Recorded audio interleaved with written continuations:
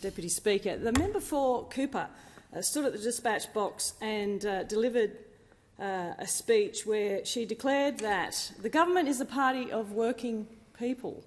We on this side say that the government is the party of working poor people. Under this government, Australians feel poorer simply because they are. Prices are up by 10%, and for working households, prices are up over 18%. Australians know it. They can feel it in their hip pocket every time they go to the supermarket. Personal income taxes are up by 20%. Real wages for employees have collapsed by 9%. Living standards have collapsed by 8%. Household savings are down by 10%. And a family with a typical mortgage of $750,000 is $35,000 worse off. Where are they getting their money from? That's the question they're asking. This bill does nothing to alleviate the pressures on struggling families and small businesses.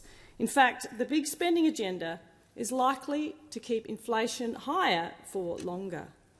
I also particularly enjoyed the member for Adelaide's contribution, where he seamlessly admitted the great Liberal and Country League Premier Sir Thomas Playford was an undeniable visionary for creating the manufacturing satellite city of Elizabeth in South Australia. And I've spoken before in this place about my very special connection to Elizabeth and the manufacturing sector. It was where I was born and grew up the first 8 years of my life. 3 generations of Holden's workers in my family, both my brothers, my father, my grandfather. A couple of them got gold watches working at General Motors Holden, and my mother was a machinist, an award-winning machinist, I might say. She worked very hard at Levi Strauss in Elizabeth. And it was the vision of Sir Thomas Playford to set up Elizabeth as a satellite city for manufacturing with affordable houses through the South Australian Housing Trust that gave me my start in life and my family the opportunity to save a little bit of money, save that deposit for a house, bought a small house in the northern suburbs of Adelaide. I remember it was about $25,000 back then. And they moved from social housing, from the Housing Trust Commission home into their own home. And that certainly helped my education opportunities as a young person. And so it's because of that background that I really understand the significance of manufacturing. Also in my now home, as a Queenslander for almost 30 years and a proud Gold Coaster for 23 years, the local statistics for manufacturing on the Gold Coast from June 2023 tell us that it has been growing at a pace of 1.1% per year for the last 10 years, which is actually higher than the Queensland figure and indeed the national figure. And the manufacturing sector on the Gold Coast is worth $3.6 billion in exports for Gold Coast businesses, $132,018 of productivity per worker, with a total output of, wait for it, a whopping $9.2 billion through sectors such as food, metals, transport, machinery, non-metallic mineral product, beverage, and others, of course, like boat building, of which we are so proud on the Gold Coast. And that's just a local snapshot of how important manufacturing is to this country. And, of course, the Coalition supports those manufacturers. But speaking to this bill, the Coalition will indeed oppose it. Not because we oppose manufacturers or manufacturing or the jobs that it represents, but because we oppose bad policy that has not been properly thought out. And the role of the opposition is indeed to oppose bad policy. That's what good oppositions do. And so we are poking holes in their legislation to make sure that Australians can see the light on the other side. And this bill has plenty of those holes. And now, the member for Wentworth, in her contribution from the crossbench, said the bill fails to deliver the framework needed for a renewables future and has brought forward a number of amendments that she thinks will improve the bill. And she also outlined that the government should focus on tax reform and cutting red tape. And I think we agree on that. I think they are very sensible measures. And perhaps those and all of those others on the crossbench will vote with the opposition on this bill if they agree that it's all spin and no substance. We'll see after the second reading speeches. But this is another bad policy from the Labor government, and it's out of its depth. It sounds like it's saying all the right things, of course, which Labor loves to do, the headlines like national security and sovereign capability and clean energy, etc., saying all those things that it thinks it needs to say in order to stay in government. A future made in Australia, it shouts from the rooftops. More things made here, we hear being said. But we ask this government, whose wheels really are falling off at the moment, when will it focus on the right things for Australians right now? When will it focus on delivering all those promises it made before the last election? Those promises that we're yet to see materialise, like affordable and reliable energy. It should be focused on flexible workplaces, less regulation, not more, and incentive-based tax system, not billions of dollars on pie-in-the-sky policies.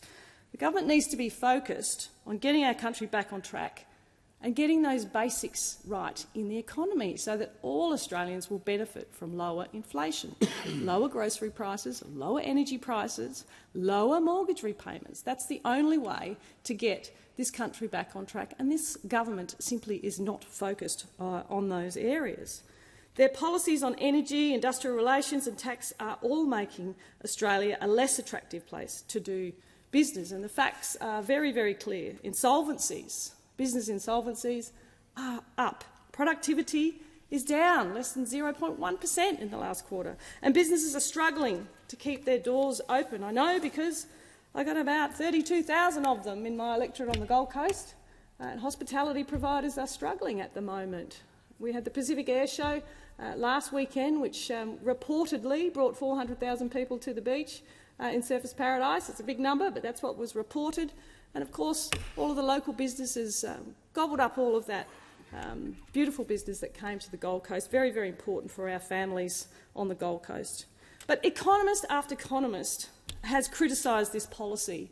And every day we hear more stories about dodgy processes, the lack of economic security and the double standards that apply to this program. The government won't solve the cost of living crisis by throwing hard-earned taxpayers' money around, which is what they're doing. $315 billion of extra money in the economy is keeping your interest payments higher. They're not working with fiscal policy and monetary policy. They're working against it. The Prime Minister might want to pick winners, but Australian families will lose from Labor's reckless spending and their bad policies, of which this, of course, is one. The Prime Minister has revealed his plan to spend even more money, make productivity worse. And that's failed to gain any support from mainstream economists. With this policy, the government's taking from household budgets to bolster business balance sheets. This is not responsible economic management. And I'll take the scoffing from the other side. They think there's something funny about this. There's not. People are hurting across the nation. They are hurting across. They can't pay their bills, Minister. In fact, this big spending agenda is likely to make inflation, as I said, worse, just like households, governments need to manage their budgets and live within their means. Thank you, Speaker. But the Albanese government has shown weak economic leadership. Now, these bills expand the role of Export Finance Australia and ARENA, the Australian Renewable Energy Agency, and establish a national interest framework that retrospectively underpins the government's Future Made in Australia policy. And the accompanying omnibus bill expands Export Finance Australia's remit to fund domestic industries and nominates the Minister for Finance as an additional responsible minister. The omnibus bill also expands ARENA's functions from a pure R&D and demonstration to support manufacturing, deployment and commercialisation. This legislation fundamentally changes the purpose, duties and the roles of ARENA. ARENA always has been a research and development agency. This is clear in its remit, the explanatory memorandum and the second reading speech. Labor in opposition opposed even expanding that remit to cover sensible net zero-related R&D expenditure, including into carbon capture and storage and blue hydrogen. How times have changed, because now they're expanding that remit even further into deployment, manufacturing, and because it suits the interests of their donors. If ARENA is doing deployment, why is the Clean Energy Finance Corporation even needed? If these industries are commercially viable, why do they need government funding? But Labor's changes are more insidious, because the bill gives the Minister for Climate Change the ability to boost its funding at a stroke of a pen. That's detail, Minister. Order. No parliamentary Order. oversight. That's Minister, detail. the No scrutiny. member is entitled to be heard in silence. No scrutiny, Minister. Just some delegated legislation and the government can roll out up to $3.98 billion out the door in an election year. It's a slush fund, plain and simple. Australian taxpayers are already on the hook for Labor's inflation, and you know it. Labor has spent $315 billion in new spending since the election. I'll say it again.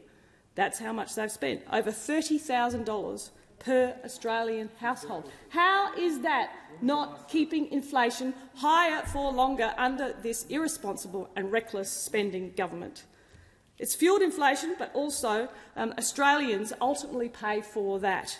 Australian families are already paying the price with 12 interest rate hikes, some of the most stubborn core inflation in the developed world, and higher taxes that come with it. 20% higher taxes are paying under this government. Australian families just should not be paying. Now, don't take it just from me or from others standing here on the coalition side, but from Danielle Wood, the Productivity Commissioner, the government's key economic advisor, appointed by the Treasurer, has said if we are supporting industries that don't have a long-term competitive advantage, that can be an ongoing cost. Baked in, that's what that means.